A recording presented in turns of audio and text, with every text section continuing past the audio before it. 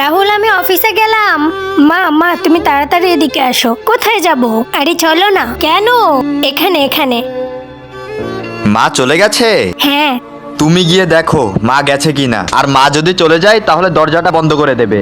Hello, হ্যাঁ কোথায় আছো তুমি? তুমি তাড়াতাড়ি আমার বাড়ি চলে এসো, আমার বাড়ি এখন পুরো ফাঁকা। আচ্ছা রাহুল, আমাকে একটা কথা বলো, তুমি ওকে ডিভোর্স কেন দিচ্ছ না? আরে মেঘা, এই বাড়ি এই সম্পত্তি সবকিছু পায়েলের নামে আছে। আমার কবে থেকে ইচ্ছা সমস্ত প্রপার্টি আমি আমার নামে করে নেব, তারপর ওই মা আর মেয়েকে ঘাড় ধাক্কা দিয়ে বের করে দেব। বাবা, তুমি এটা ঠিক করছো না। মা তোমাকে কত ভালোবাসে। মাকে খবরদার কিছু বলবে না। বাহ, ভালোই তো নাটক জানো তুমি। এবার থামো, এত নাটক করার কোনো প্রয়োজন নেই, কারণ তোমার এই সমস্ত ড্রামা না আমি নিজের চোখে দেখেছি।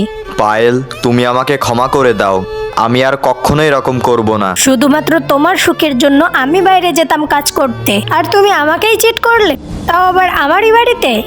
আমি তোমাকে আরো কিছু বলার আগে তুমি এখান থেকে বেরিয়ে যাও, আর ডিভোর্সের পেপার আমি তোমাকে পাঠিয়ে দেব। যাও। তারপর ভিডিওটি ভালো লাগলে অবশ্যই চ্যানেলটি সাবস্ক্রাইব করে দিবে।